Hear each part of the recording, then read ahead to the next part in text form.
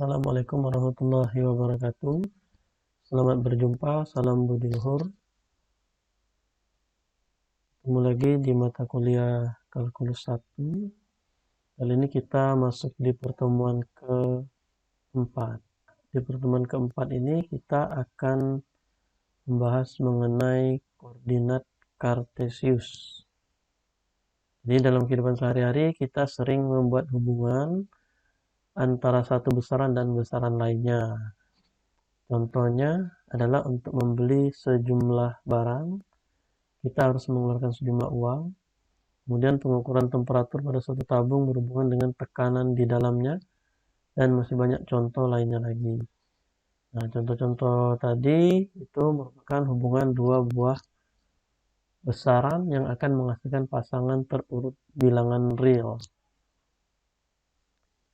Jika pasangan terurut bilangan tersebut disimbolkan dengan X untuk bilangan pertama dan Y untuk bilangan kedua, maka kita dapat menuliskan pasangan bilangan terurut dengan X, Y. Setiap pasangan terurut bilangan real disebut bidang bilangan dan disimbolkan dengan R kuadrat. Kemudian bidang bilangan dapat digambarkan dengan bantuan koordinat kartesius.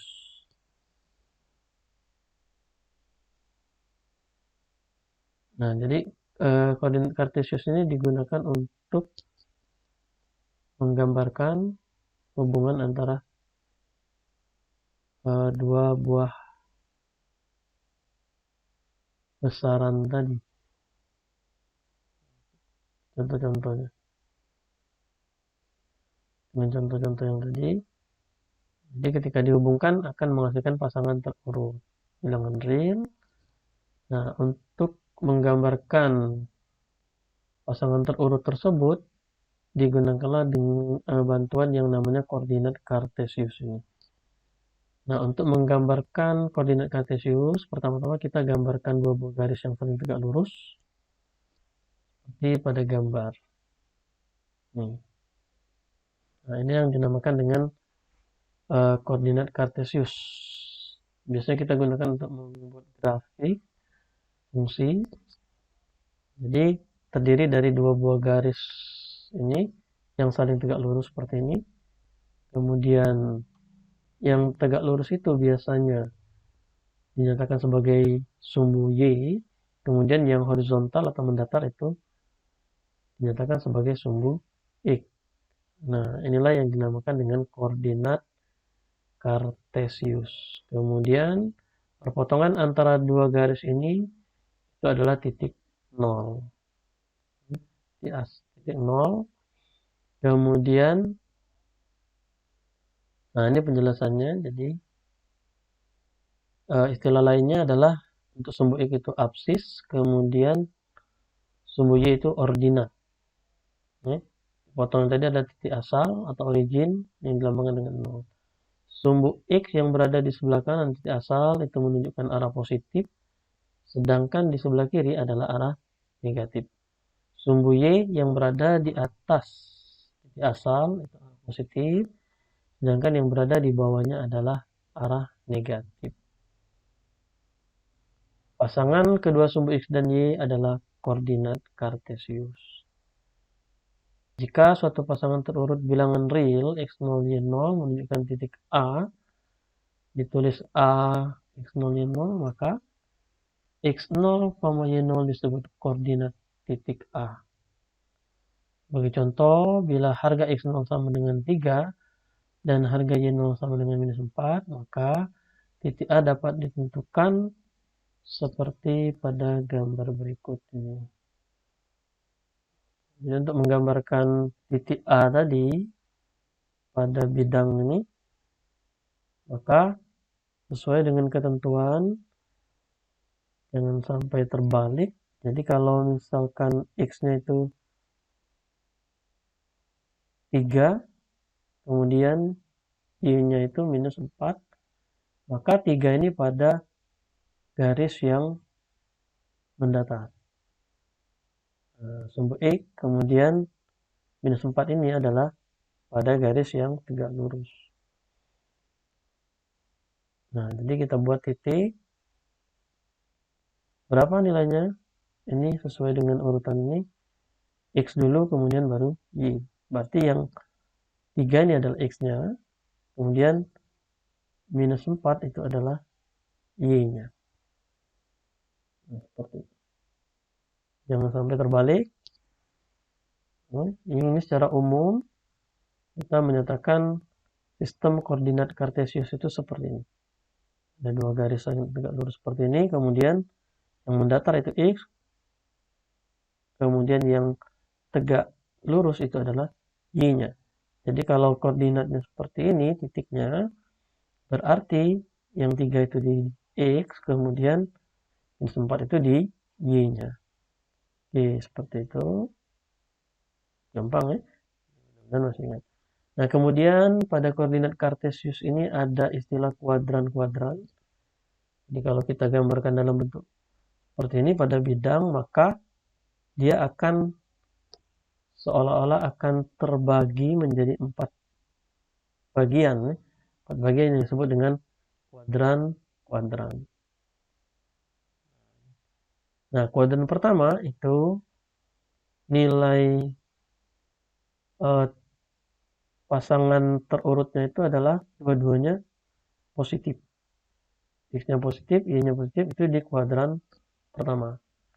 Kemudian berlawanan dengan arah jarum jam, di sini ada kuadran kedua.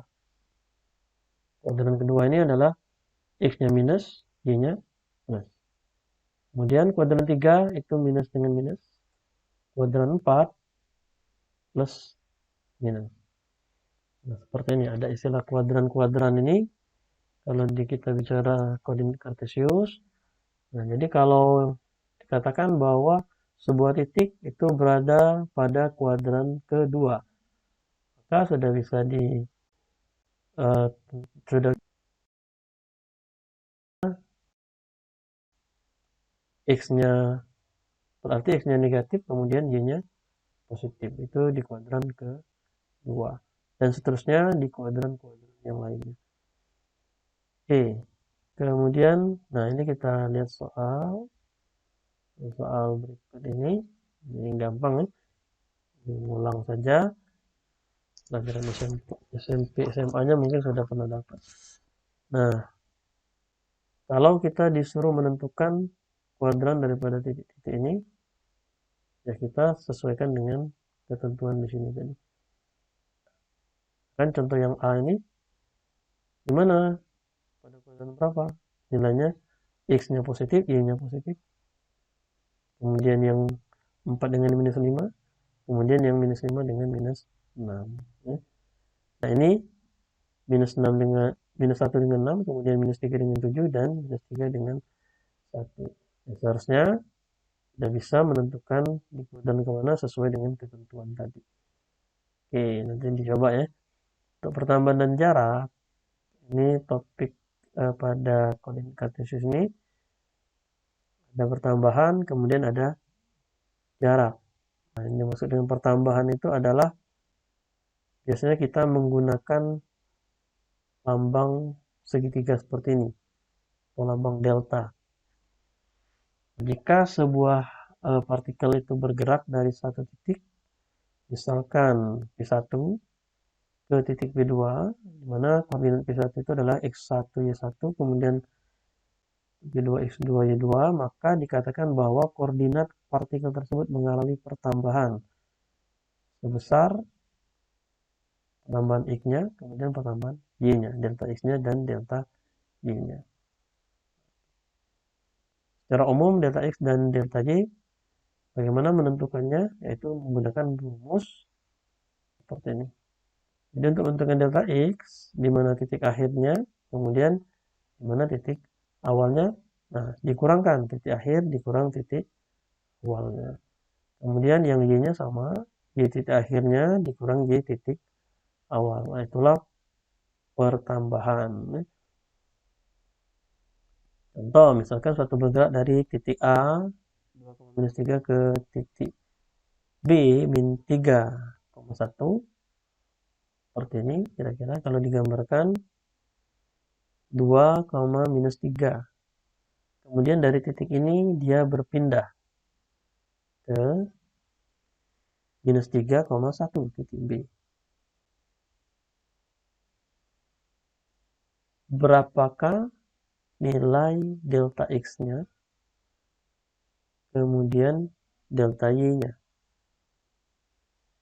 Sesuai dengan rumus yang tadi, untuk menentukan delta X itu adalah kita lihat titik X akhirnya itu berapa. Jadi kalau dia bergerak dari sini ke sini berarti yang ini titik awal, ini titik akhir. Kita lihat untuk menentukan delta X, kita lihat yang X-nya. X akhirnya dikurang X awalnya. Delta Y-nya itu di akhir, X di akhirnya kemudian dikurang titik Y awalnya. Dapatlah nilai masing-masing pertambahan untuk X dan pertambahan untuk Y-nya. Nah, X-nya minus 5. Kemudian untuk Y-nya itu adalah 4.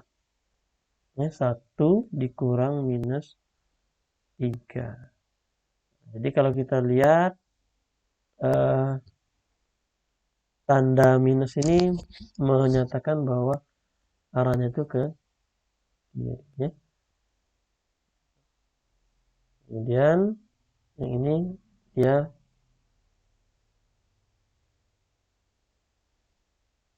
minus itu ke kiri. Kalau Y-nya ini berarti titik akhirnya itu di 1, kemudian titik awalnya di minus 3.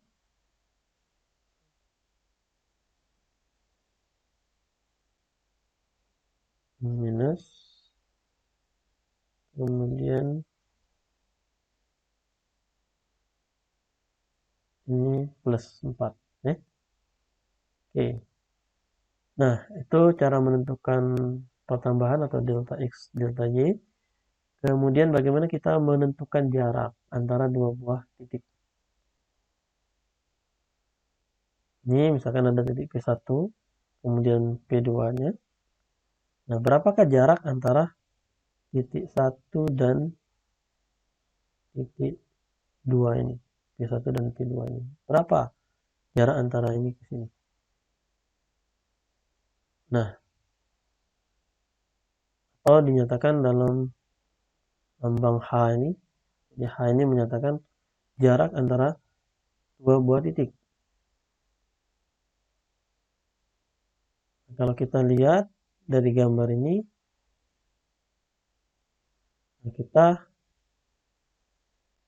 tentukan nanti delta X-nya berapa, kemudian delta Y-nya berapa.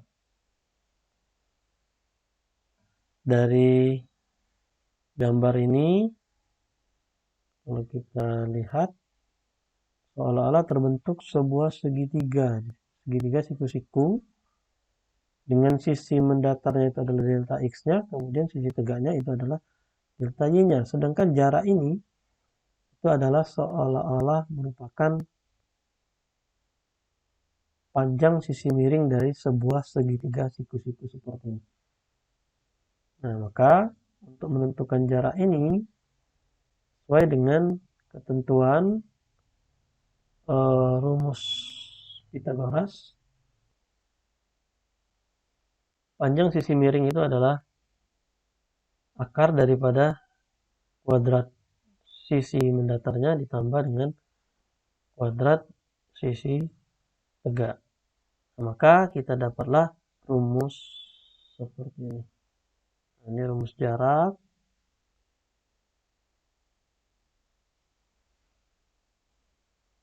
Nah, maka jaraknya itu kalau kita hitung besaran ini, panjangnya, nah di sini akan dikuadratkan semua, delta X dan delta Y. Nah, ini ada contoh. Berapa jarak antara P1 dan P2. Nah, dengan menggunakan rumus ini, walaupun kita tidak gambarkan, kita bisa tentukan berapa jaraknya. Kita tentukan dulu nilai pertambahan masing-masing. Delta X-nya 2 dikurang minus 4, 6. Kemudian delta Y-nya 1 dikurang 3, itu minus 2. Kemudian kita kuadratkan. Kemudian kita masukkan ke rumus tadi. Kuadrat delta X kuadrat itu 36, kemudian ditambah 4 ini dikuadratkan 16. Ya maaf. Minus 2 ini dikuadratkan jadi 4. 36 ditambah 4 itu 40. Akar 40 itu bisa kita tulis seperti ini. 2 akar 10. Nah, inilah jaraknya antara titik P1 dengan P2. Ini yang nomor A-nya, kemudian yang nomor B-nya caranya sama. Tentukan dulu nilai delta X, kemudian delta Y-nya, kemudian dikuadratkan. Delta X-nya 7 kuadrat 49, kemudian deltanya 3 kuadrat tuh 9. Masukkan ke rumus, dapatlah akar 58. Nah, seperti ini. Jadi cukup simpel menentukan jarak ini. Jadi kita sudah bisa menentukan pertambahan di X-nya berapa, pertambahan di Y-nya berapa. Kemudian untuk menentukan jarak itu ingat rumus Pythagoras, bagaimana kita menentukan panjang sisi miring sebuah segitiga siku-siku. Dalam hal ini adalah sisi tegaknya itu adalah delta J, kemudian sisi mendatarnya itu adalah delta X-nya. Rumus Pythagoras kita masukkan ke rumus, akan dapatlah jarak antara dua titik tersebut. Oke. Nah, kemudian ada titik tengah. Titik tengah ini itu adalah titik yang posisinya pas di pertengahan antara dua buah titik. Dia berupa koordinat. Ini lambangnya M besar seperti ini. Cara menentukannya ya simpel. Untuk menentukan koordinat X-nya atau besaran X-nya ini, maka kita bagikan bagi 2. X1-nya berapa, X2-nya berapa, bagi 2. Itulah X-nya tengah ini. Kemudian Y-nya sama, kita bagikan 2. Y1 tambah Y2 dibagi 2. Nanti akan kita dapatkanlah koordinat titik tengah ini. Pas di tengah-tengah antara dua buah titik ini, pada antara pas di tengah-tengah garis antara dua buah titik ini. Oke, kemudian ada beberapa soal nanti dicoba bagaimana menentukan jarak kemudian titik tengah. Nah, yang berikutnya itu adalah kemiringan. Kalau tadi titik tengah itu menggunakan lambang M besar, kemiringan atau gradien atau slope. Nah, itu lambangnya adalah M kecil. Nah, bagaimana menentukan M kecil ini? Ada hubungannya dengan gradien ini dengan delta X dan delta Y. Nah, kalau misalkan ini adalah sebuah garis, maka berapa kemiringan garis ini? Nah, kita menentukannya ada hubungan dengan pertambahan tadi. Jadi untuk menentukan nilai M itu adalah delta Y-nya dibagi dengan delta X-nya. Dan didapatkanlah berapa kemiringan dari garis tersebut. Oke, ini contohnya. Tentukan kemiringan atau koefisien arah atau gradien garis yang melalui titik 0,5 dan 6,1. Sesuai dengan ketentuan tadi, untuk mencari nilai M itu kemiringannya adalah delta Y dibagi dengan delta X. Kita kurangkan 1 dikurang 5, kemudian 6 dikurang 0. Dapatlah minus 2/3. Nah, kemudian ada lagi yang ini hubungan antara dua buah garis pada bidang ini. Nah, ketika ada dua buah garis, maka akan terjadi beberapa hubungan nih. Yang pertama itu dua garis itu sejajar. Secara perhitungan bisa kita lihat. Ini kalau secara penggambaran geometrinya ini sejajar nih. Tapi kalau kita nggak ngelihat gambar ini, bisa nggak kita menentukan bahwa dua buah garis itu sejajar? Nah, dengan cara apa? Dengan cara kita melihat nilai kemiringannya. Jadi kemiringan garis, misalkan ada dua buah garis, line 1, L1, kemudian ada garis yang lain L2, maka kita tentukan kemiringan masing-masing garis, M1-nya, kemudian M2-nya. Nah, nanti setelah nilai-nilai M ini kita tentukan, kemudian akan kita bandingkan. Nah, kalau nilai M1 dan M2 itu sama, maka dikatakan bahwa garis itu adalah sejajar.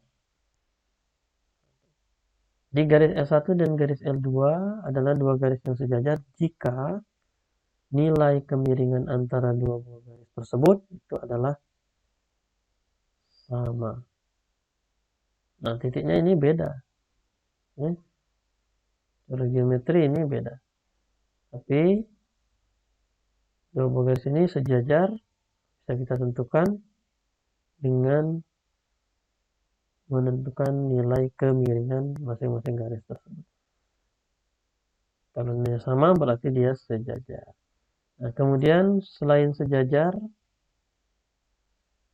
itu nanti ada yang lainnya lagi.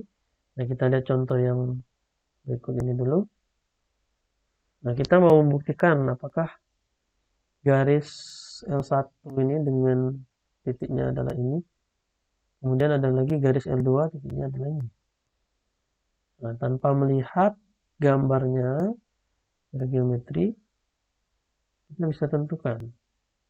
Nah, garis L1 itu M1-nya minus 2, kemudian M2 juga minus 2. Maka dikatakan bahwa dua buah garis ini adalah sejajar. Oke, kemudian selain sejajar ada dua garis tegak lurus. Nah, tegak lurus itu seperti ini. Nah, oke. Jadi kalau dia tegak lurus, dia akan membentuk sudut siku-siku atau sudut 90 derajat. Nah, bagaimana kita menentukan bahwa dua buah garis ini saling tegak lurus? Kita akan lihat dulu nilai masing-masing kemiringan dari garis tersebut. Nah, kemiringan dari masing-masing garis tersebut, L1-nya berapa, kemudian L2-nya berapa, nilai kemiringannya, koefisien arahnya, maka nanti, nah, dia dikatakan paling tegak lurus ketika nilai M1 dikali M2-nya itu sama dengan minus 1. Ya. Jika kita kalikan M1 dikali M2, hasilnya adalah minus 1, maka garis antara L1 dan L2 itu adalah saling garis yang tegak lurus. Nah, seperti ini. Jadi dengan melihat nilai kemiringannya ini, kita kalikan, itu akan kelihatan. Kalau nilainya minus 1, berarti dia tegak lurus. Tapi kalau selain ini, berarti dia, ya bisa saja dia sejajar, atau bisa saja dia yang lainnya. Oke.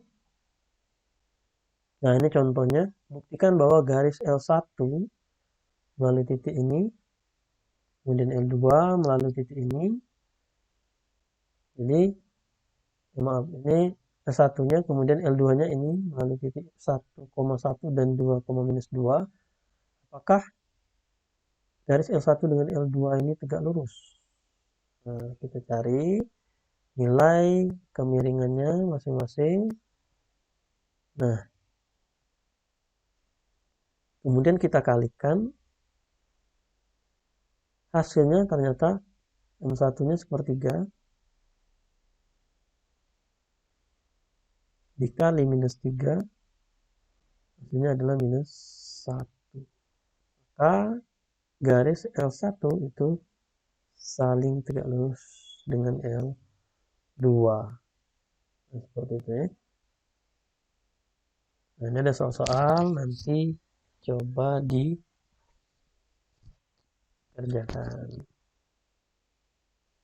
Nah, seperti itu untuk pertemuan kali ini. Jadi yang perlu diperhatikan bagaimana kita menentukan jarak ya. Nah, itu dasarnya adalah kemiringan, maaf, pertambahan, kemudian ya kita mau menentukan apakah dua buah garis itu saling sejajar atau tegak lurus, maka kita akan melihat bagaimana nilai kemiringannya. Kalau nilainya sama, berarti dia sejajar. Kalau dia dikalikan minus 1, dia artinya tegak lurus. Nah, kalau selain itu berarti dia yang lainnya. Oke. Untuk materinya sampai di sini. Assalamualaikum warahmatullahi wabarakatuh.